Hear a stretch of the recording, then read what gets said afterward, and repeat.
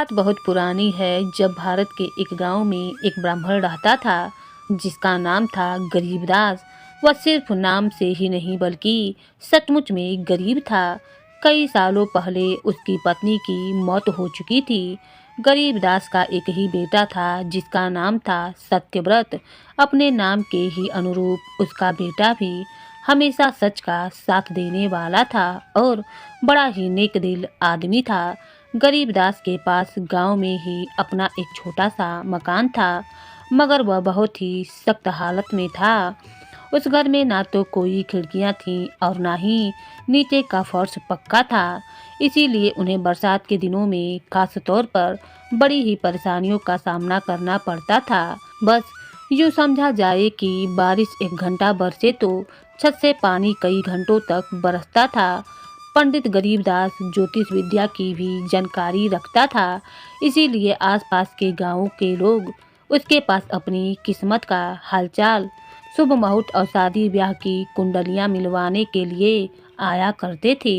उनके यजमान जो भी अनाज मिठाई फल पंडित जी के सुपुर्द कर जाते, गरीबदास खुशी से वह स्वीकार कर लेता। इसी तरह से गरीबदास हर हालत में खुश रहता था। उसके घर से कुछ ही दूरी पर उसके बेटे सत्यव्रत की एक किराने की दुकान थी। बाप बेटा दोनों अपने हाल में मस्त थे। पंडित जी परमात्मा से बस यही मांगते थे कि भगवान मुझे इतना जरूर देना कि जिसमें से मैं और मेरे बेटे का पेट भर सके और दरवाजे पर आए हुए साधु को भी मैं कुछ भिक्षा दे सकूं। उनके दिन इसी तरीके से कट रहे थे। गरीबदास और उसके बेटे को अपनी बिरादरी में इज्जत की नज़र से देखा जाता था, क्योंकि वह अक्सर लोगों के काम आया करता था। जब उसका बेटा सत्यव्रत जवान हो गया तो पिता गरीबदास को उसकी शादी की चिंता सताने लगी कि उसने अपने सभी जानने वालों, दोस्तों, मित्रों और रिश्तेदारों सभी से किसी अच्छे खानदान की, घरेलू और समझदार लड़की ढूंढने की बात कही थी। मगर 6 महीने बीत जाने के बाद भी कोई अच्छा रिश्ता अभी तक न आया। कहते हैं कि हर काम अपने समय पर ही होता है। एक दिन पड़ोस ही के गांव से पंडित रामनाथ अपनी लड़की कृष्णा का रिश्ता लेकर आया। उसने अपनी लड़की के बारे में सारी अच्छी अच्छी बातें बता दी कि उसकी लड़की कितनी सुघड़ और घरेलू कामकाज में कितनी माहिर है।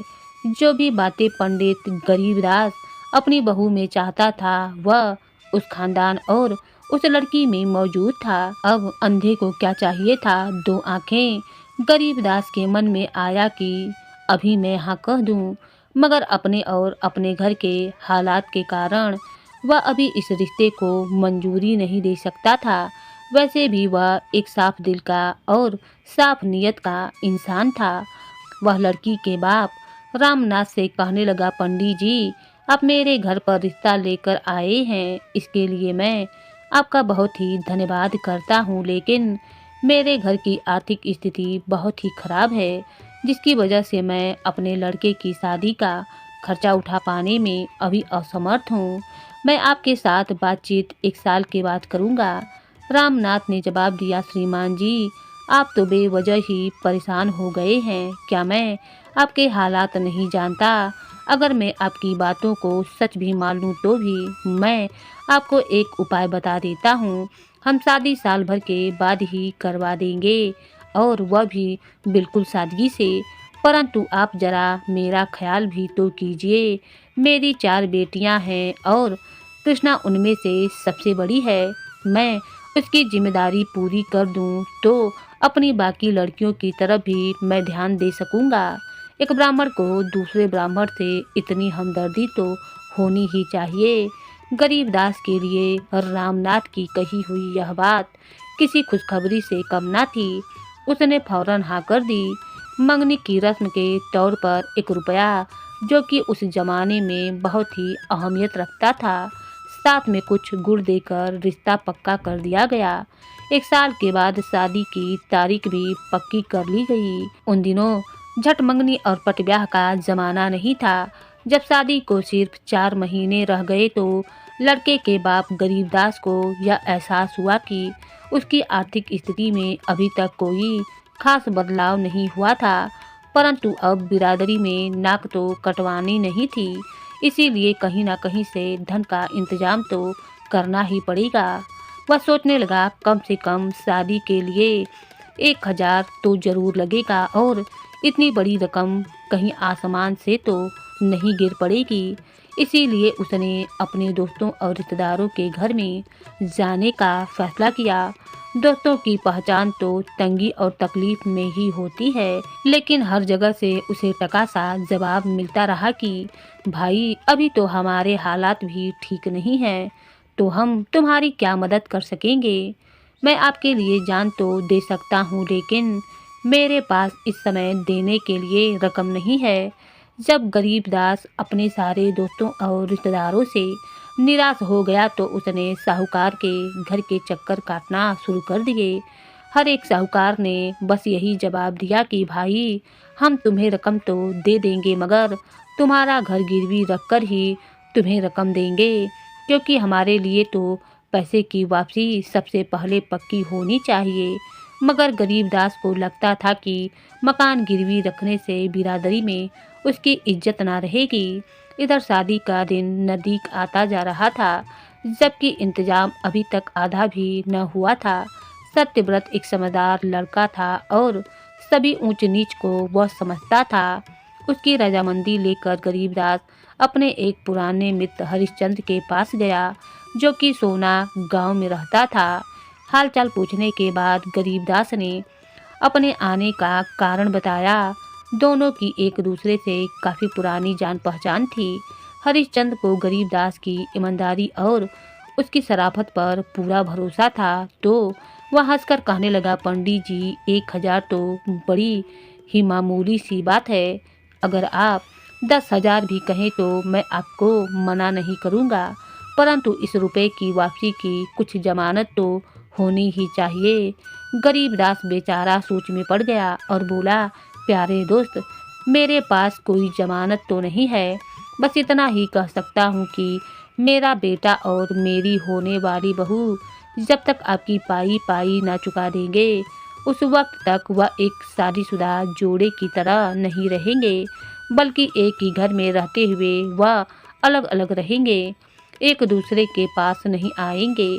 गरीबदास को अपने बेटे पर पूरा भरोसा था कि इस जगह पर तो मैं जो भी वादा करके जाऊंगा, मेरा बेटा उसे पूरी तरीके से निभाएगा। यह बात सुनकर हरिश्चंद्र को पूरी तसल्ली हो गई और उसने फौरन तिजोरी से 1,000 रुपए निकालकर पंडित जी को दे दिए। दोनों के बीच में लिखित रूप से एक समझौता तैयार किया गया और उनमें यह शर्त भी लिख दी गई कि जिसमें यह कहा गया था कि जब तक पंडित जी का बेटा पाई पाई ना चुका दे, वह अपनी पत्नी के साथ एक शादीशुदा आदमी की तरह नहीं रहेगा, बल्कि वे दोनों एक दूसरे से दूर ही रहेंगे। दोनों ने अपने अपने दस्तखत उस शर्तनामे पर कर दिए।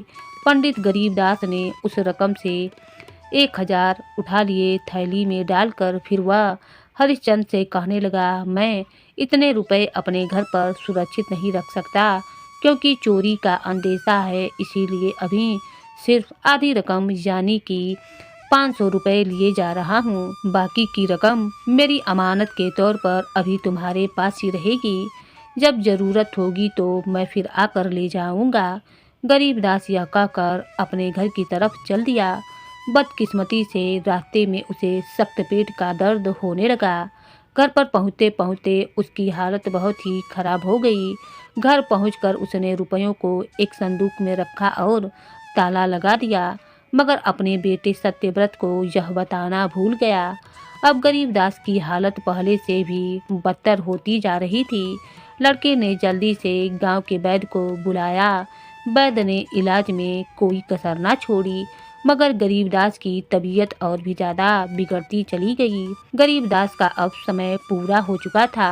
यमदूत जैसे उसके सिर पर आ खड़े हुए। गरीबदास अपने बेटे की शादी की इच्छा लिए हुए ही इस दुनिया से चल बसा। उसका बेटा दुख में रोए जा रहा था। अब आस पड़ोस के लोग भी इकट्ठे हो गए। कोई उसे दिलासा देता तो कोई दुख का इंतजार करता। सभी लोगों ने मिलकर गरीबदास का अंतिम संस्कार किया। कुछ ही दिनों के बाद सत्यव्रत ने घर का सामान खोला। अचानक उसकी नजर अपने पिता के संदूक में रखे हुए उन 500 रुपयों पर जा पड़ी। इतनी रकम देखकर वह हक्का बक्का हो गया। उसे अपने पिता की आदत का पता था कि वह कभी भी झूठ नहीं बोलते थे। फिर यह रकम कहाँ से आई? पैसे उनके पास अपने तो नहीं हो सकते थे, जरूर कहीं शादी के लिए उधार लेकर आए होंगे। इसीलिए अब उसने अपने पिता के सभी मिलने वालों से पूछना शुरू कर दिया, मगर उनमें से किसी ने भी उसे कुछ भी नहीं बताया।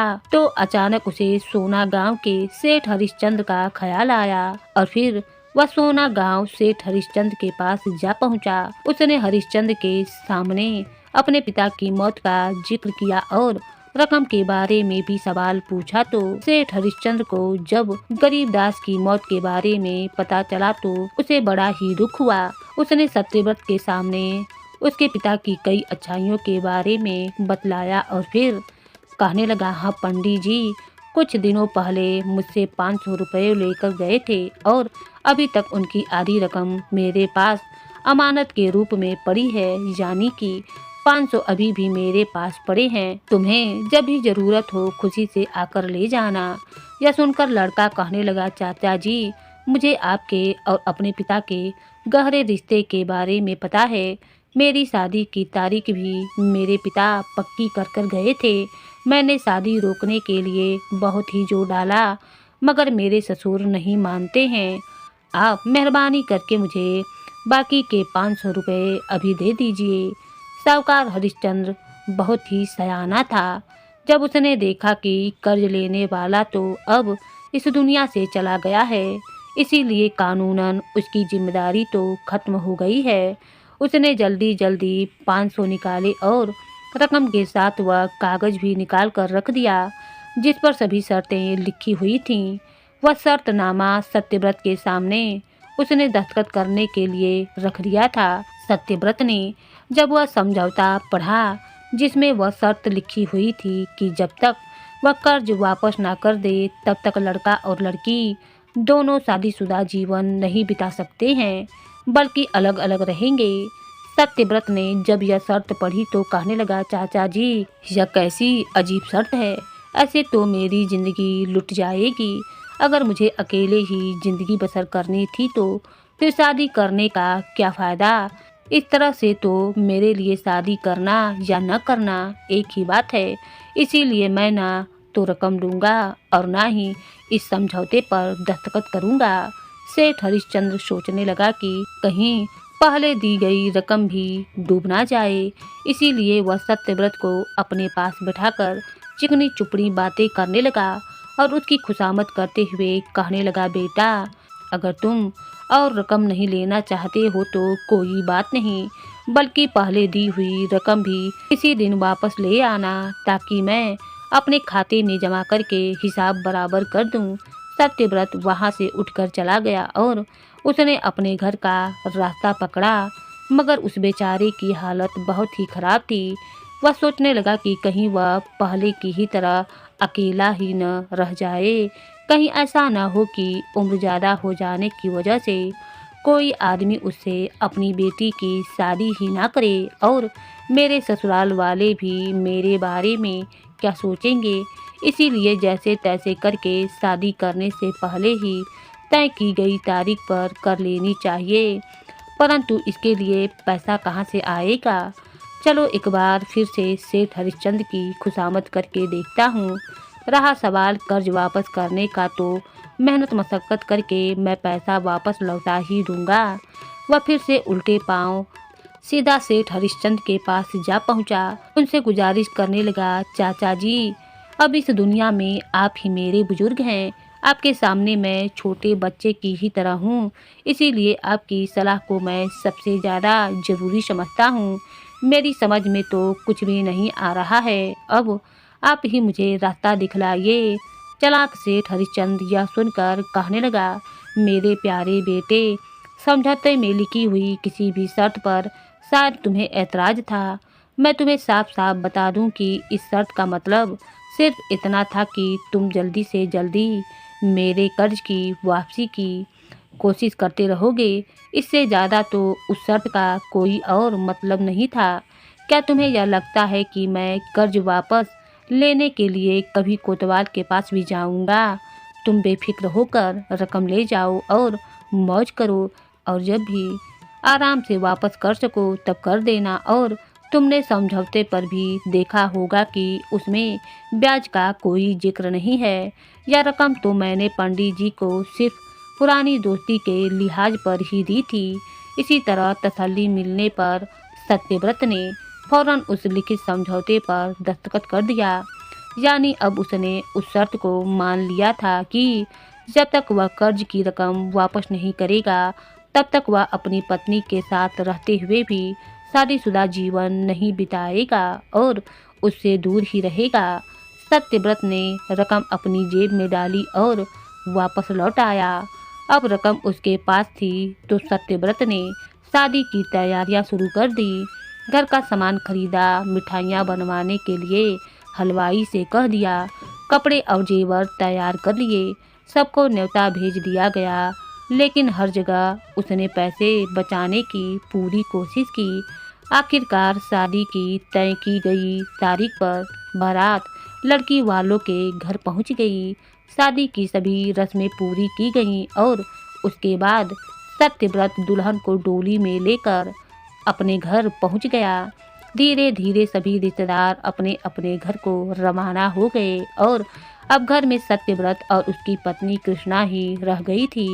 उसकी पत्नी ने तरह तरह के लजीज पकवान बनाए और थालियों में सजाकर अपने पति के सामने रख दिए। सत्यव्रत ने बड़े ही मजे लेकर वह सारे खाने खाए।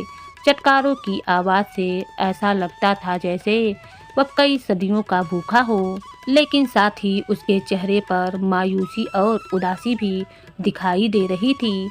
रात हुई तो सत्यव्रत अपनी पत्नी से कहने लगा, मेरी प्यारी कृष्णा, तुमने खाना तो बहुत ही अच्छा बनाया था।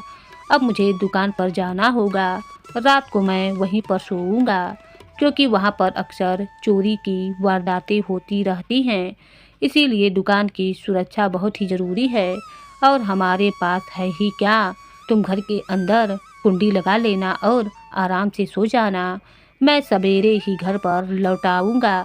जबकि अगली बात तो यह थी कि सत्यव्रत के सामने कर्जे के समझौते में लिखी हुई वह शर्त थी जिस पर उसने दस्तखत किए थे कि वह अपनी पत्नी के साथ कर्ज वापस हो जाने तक शादीशुदा जीवन नहीं बिता सकता है और उससे दूर ही रहेगा। मगर उसने दुकान का बहाना बनाया। उसकी पत्नी बेचारी शर्म के मारे कुछ ना बोल सकी और अपने पति को जाते हुए देखती रही। वह बेचारी तो अपनी जगह एक अजीब सी उलझन में फंस गई थी जिसका उसे कोई हल नजर नहीं आ रहा था। उसने रात तारे गिन गिन कर काटे। कई तरह के विचार उसके दिमाग में आ रहे थे। सोच रही थी कि शायद बारात की खातिरदारी ठीक से ना हुई या फिर शायद पंडित जी को मैं ही पसंद नहीं हूँ। अगर ऐसी बात होती तो कहीं ना कहीं से मेरे कान में पड़ ही जाती।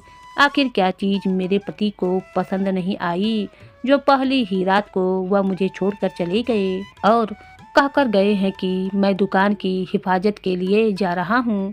सोच सोच कर कृष्णा बेचारी मायूस होती जा रही थी। उसे लगा कि उसकी किस्मत में शायद यही लिखा है, जरूर मुझसे पिछले जन्म में कोई पाप हो गया है जिसकी सज़ा मैं अब भुगत रही हूँ। इससे अच्छा तो मेरे माँ बाप मुझे किसी कुएं में ढकेल देते। दूसरी तरफ सत्यव्रत भी अजीब उलझन में फंसा हुआ था। उसे कोई रास्ता नजर नहीं आ रहा था। रात में दुकान पर जाकर सोना और सुबह सुबह उठकर घर आ जाना उस बेचारे का अब रोज का यही नियम बन गया था।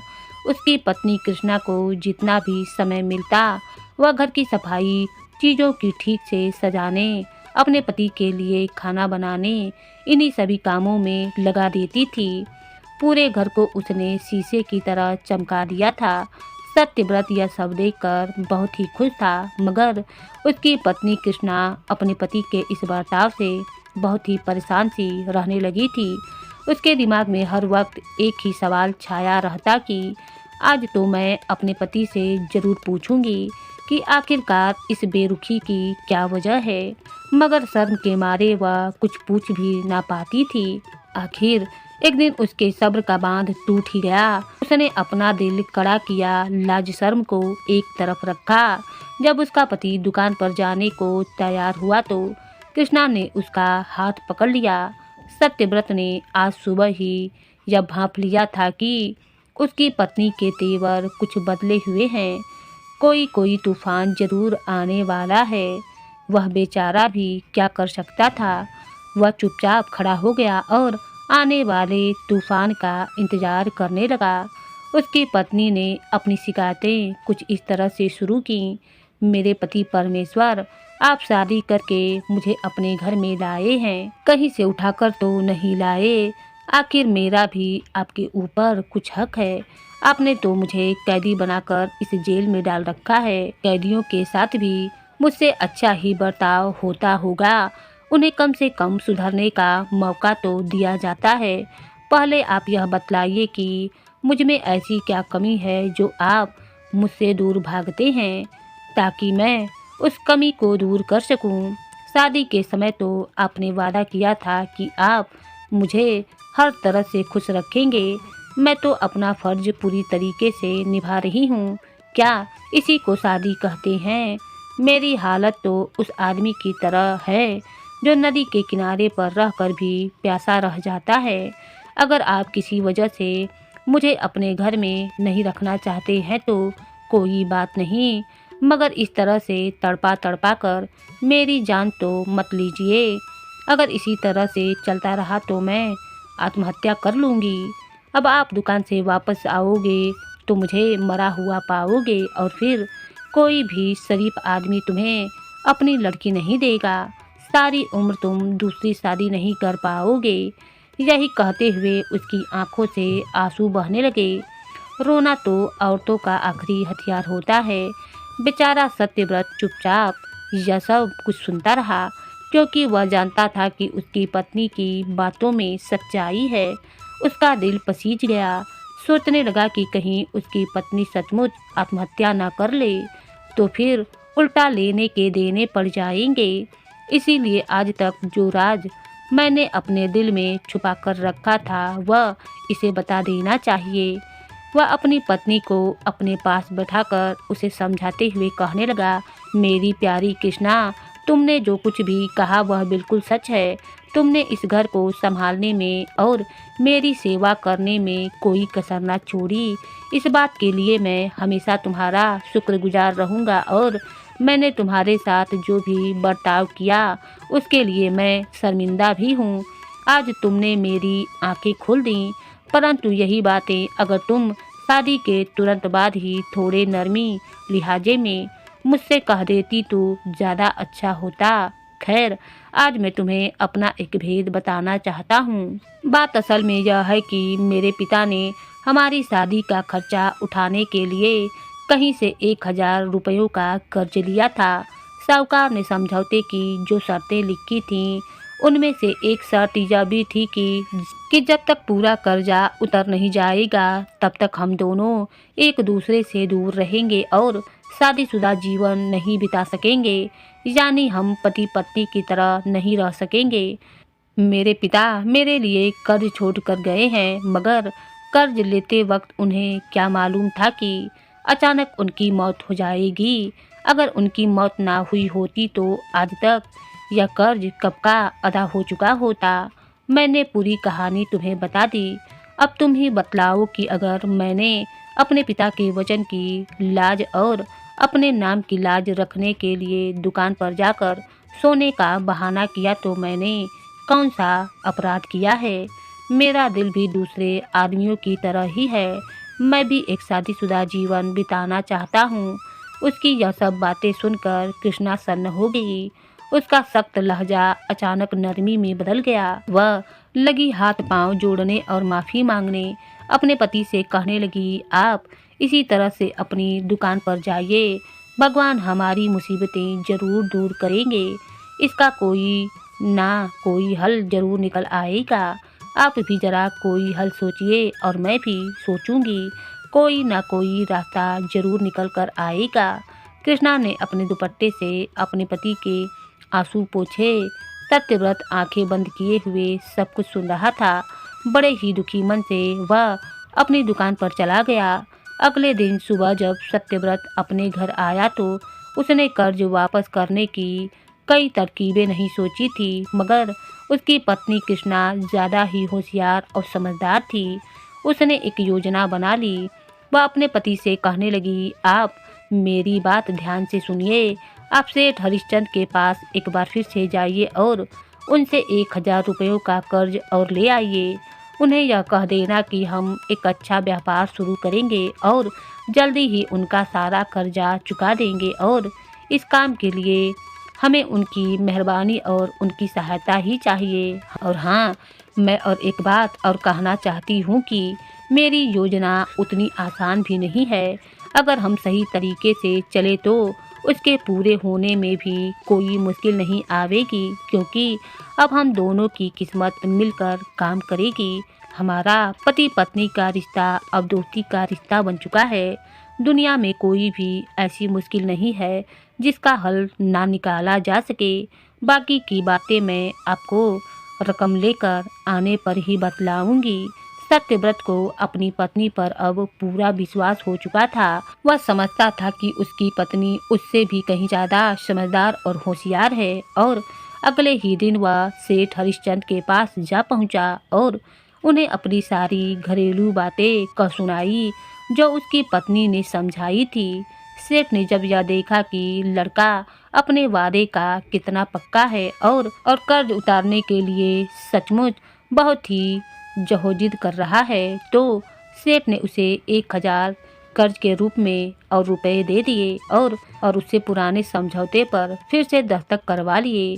सत्यव्रत पैसे लेकर खुशी खुशी जल्दी ही अपने घर पर आ पहुंचा।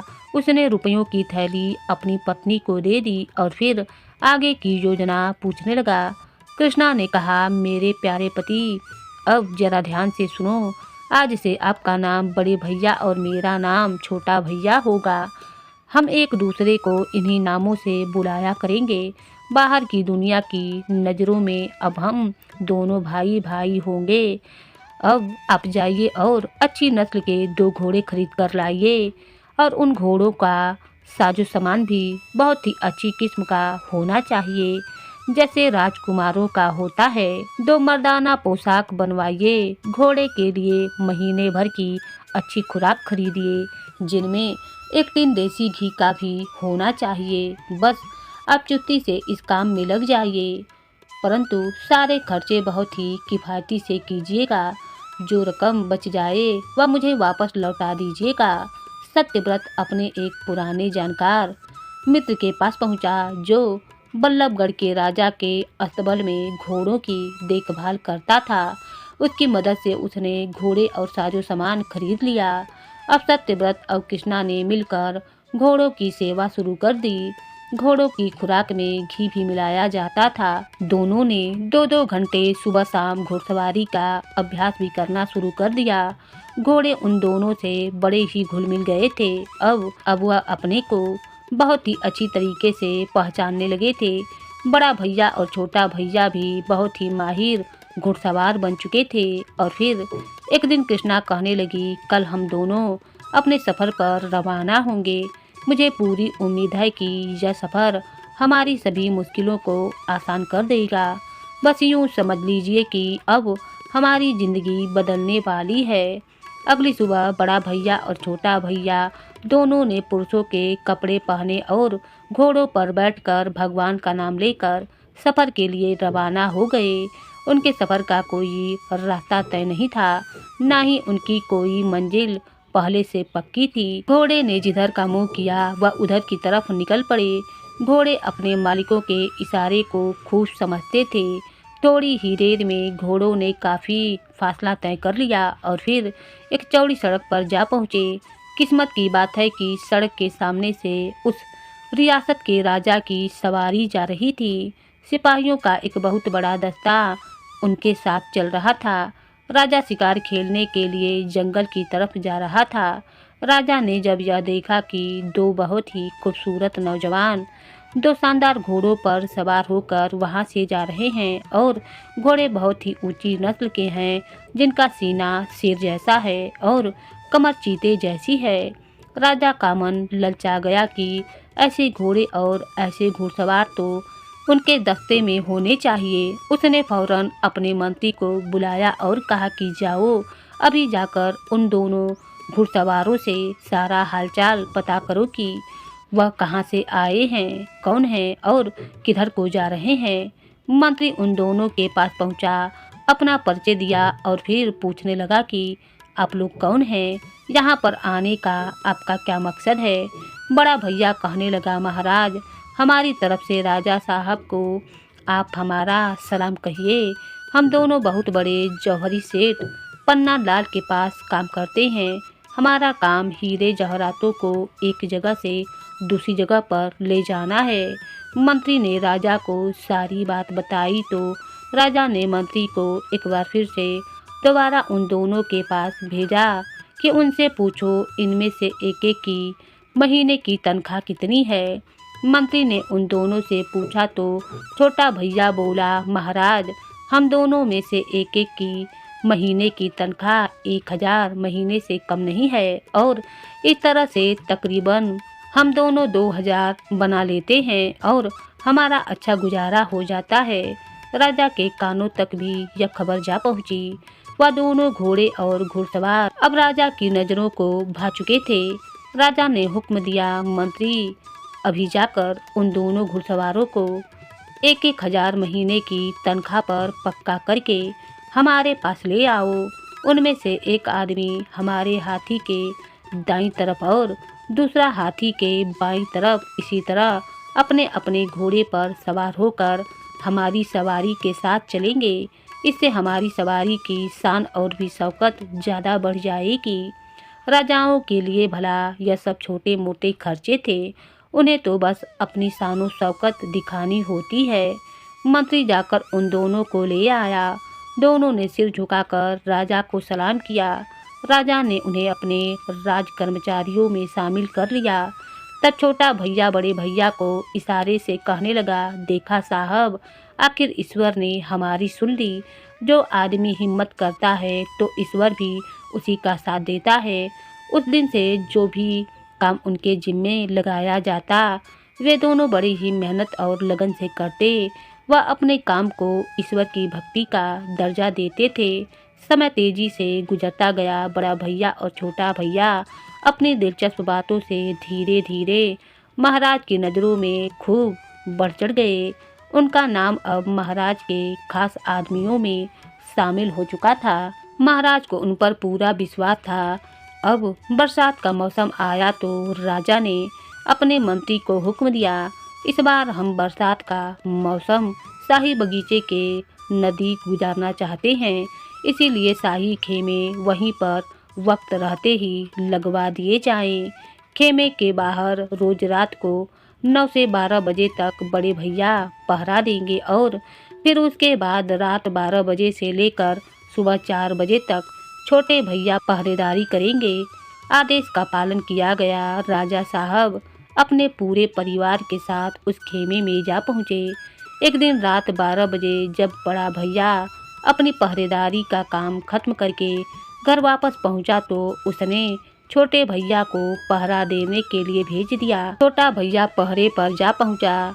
जब रात कुछ ज़्यादा ही ढल गई तो अचानक घनघोर घटाएं छाने लगी, जो मन को बड़ा ही लुभाने वाली थी। उधर एक कोने से बिजली कौंधी, पानी झमाझम बरसने लगा। इतनी देर में एक पेड़ से पपीहे की आवाज़ आई। वह आवाज़ जैसे ही छोटे भैया के कानों में पड़ी तो पपीहे का बोलना छोटे भैये पर जादू का असर कर गया। वह तो पहले ही जवानी की दहलीज पर था, पर अपने जीवन की खुशियों से बहुत दूर। किस्मत का करना यह हुआ कि अचानक यह शब्द उसके मुख से निकल गए, पपीहा पीही क्या करे, पिया बने हैं वीर। जहाँ पपीहा घर अपने कर्म मत मन को दिलगीर, जिसका मतलब यह था, ए पपीहा, तू आवाज़ क्यों निकाल रहा है, मेरा प्रियतम तो मेरा भाई बना हुआ है और इसीलिए यही बेहतर है कि तू अपने घर को चला जा और मेरे दिल को दुखी मत कर। छोटे भैये ने यह शब्द जो उस पपीहे से कहे थे वह राजा के कानों में भी जा पहुँचे। राजा ने आवाज़ देकर पूछा कि इस वक्त पहरे पर कौन जवान है। छोटे भैये ने झट से जवाब दिया, महाराज छोटे भैया इस समय पहरे पर है। राजा ने फिर एक सवाल किया, यह आवाज़ कहाँ से आई थी। महाराज मैंने तो कोई आवाज़ नहीं सुनी। आप बेफिक्र होकर सो जाइए, मेरे रहते आपको चिंता करने की कोई ज़रूरत नहीं है। इसी तरह से 2-3 घंटे और गुजर गए। पपीहा ने एक बार फिर से उसी तरीके की आवाज़ निकाली। छोटे भैये ने फिर से वही कविता कह दी। अब राजा ने जब सवाल किया कि पहरे पर कौन है तो छोटा भैया कहने लगा, महाराज जी छोटा भैया। राजा साहब की नींद जब इस तरीके से बार बार टूटती रही तो वह कुछ नाराज सा हो गया कि आज तक तो ऐसा पहले कभी भी ना हुआ। आज यह क्या चक्कर है। पहली बार आवाज़ सुनने पर तो उन्हें सिर्फ शक ही हुआ था, परंतु अब उनका शक यकीन में बदल चुका था कि दाल में जरूर कुछ काला है। राजा ने उसी समय अपने मंत्री को आदेश दिया कि इस मक्कार छोटे भाई को गिरफ्तार कर लो, कल सुबह इसे दरबार में पेश किया जाए। इसकी जगह पर कोई दूसरा पहरेदार तैनात कर दिया जाए। आदेश का तुरंत पालन किया गया और अगले दिन छोटे भैये को गिरफ्तार करके राजा के सामने पेश किया गया।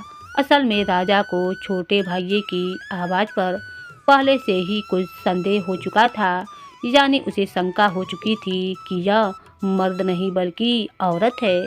अब राजा ने बड़ी गौर से छोटे भाई को सर से लेकर पांव तक देखा तो उसके मन में कई तरीके के ख्याल आने लगे, जबकि छोटा भैया डर के मारे थर-थर काँप रहा था। आखिर महाराज कहने लगे, छोटे भैया तू सच-सच बता कि रात को एक बार नहीं बल्कि 2 बार मेरे कानों में आवाज़ आती रही। वह आवाज़ अभी मेरे कानों में गूंज रही है। उसका क्या कारण था? तुम किसको जवाब दे रहे थे और क्या जवाब दे रहे थे? मैंने उसी समय तुमसे 2 बार पूछने की कोशिश की, दोनों बार तुमने टाल मटोल कर दी। तुम्हारी इतनी हिम्मत कैसे हो गई? अगर सच सच बता दोगे तो मैं तुम्हें माफ़ कर दूंगा और अगर झूठ बोलोगे तो बहुत कड़ी सजा दी जाएगी। छोटा भैया बेचारा सर झुकाए खड़ा था।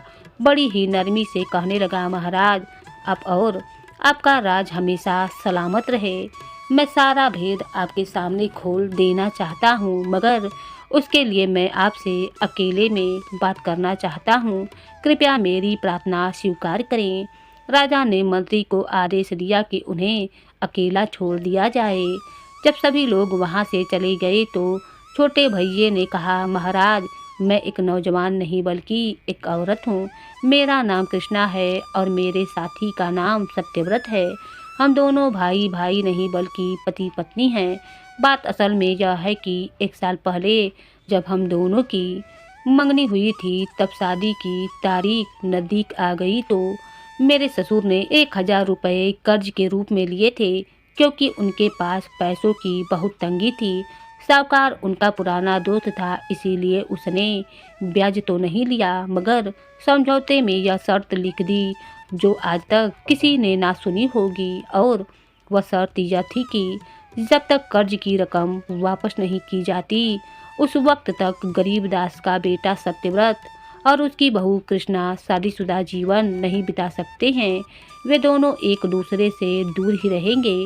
मेरे ससुर यानी पंडित गरीबदास तो अब मर चुके हैं और हमारे लिए यह कर्ज छोड़कर चले गए हैं। हम लोगों ने बहुत सा समय इस शर्त के मुताबिक ही निकाल दिया, क्योंकि बड़ों का लिखा हुआ हमारे लिए परमात्मा का आदेश था और फिर सत्यव्रत को भी अपने नाम की लाज रखनी थी। या तो हम दोनों ही जानते हैं कि किस तरह से हमने ज़िंदगी के वह दिन गुजारे हैं और अपना वक्त लड़ झगड़ कर पूरा किया है। भगवान किसी दुश्मन को भी ऐसे दिन ना दिखाए, मगर हम दोनों ने हिम्मत ना हारी और यही सोचते रहे कि आखिर किस तरह से इस कर्ज से छुटकारा पाया जाए और एक खुशनुमा शादीशुदा जिंदगी बिताई जा सके। आखिरकार हम दोनों फिर से कर्जा लेकर आए या घोड़े सारा साज सामान इसी से खरीदा। हमने सोचा था कि कोई व्यापार शुरू करेंगे और अपना सारा कर्जा अदा कर देंगे। हम दोनों ने अपना भेष बदल लिया। मैंने अपना नाम छोटा भैया और मेरे पति ने अपना नाम बड़ा भैया रख लिया, क्योंकि बाहर की दुनिया को हम अपने पति पत्नी होने के बारे में नहीं बता सकते थे। आखिरकार हमने घर बार छोड़कर अपनी किस्मत आजमाने का फैसला किया। किस्मत अच्छी थी कि हमें आपके दर्शन हो गए।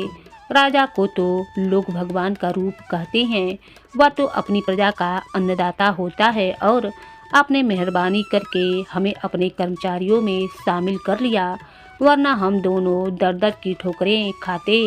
मैं आपसे माफ़ी मांगती हूँ और उम्मीद है कि आप मुझे माफ़ भी कर देंगे, क्योंकि हमने जो भी किया अपनी खुशी से नहीं किया, हालात से मजबूर होकर किया है। यही कहते कहते कृष्णा की आंखों में आंसू बहने लगे। कृष्णा की यह दुख भरी कहानी सुनकर राजा का दिल भी पसीज गया और उसके दिल में दोनों के लिए हमदर्दी पैदा हो गई।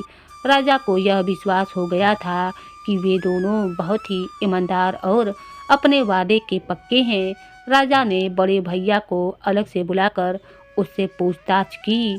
दोनों की बातें बिल्कुल एक जैसी ही निकली, उनमें कोई फर्क न था।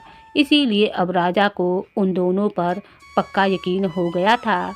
राजा ने उसी समय अपने खजांची को बुलाया और यह आदेश दिया कि बड़े भैया और छोटे भैया को उनकी ईमानदारी और उनकी सच्चाई से खुश होकर उन्हें खजाने में से 2000 रुपये इनाम के तौर पर दे देना चाहता हूँ, ताकि यह लोग अपना कर्जा उतार सकें। इसके अलावा इनकी आज तक की तनख्वाह के साथ साथ 1000 और भी इन्हें दे दिए जाएं।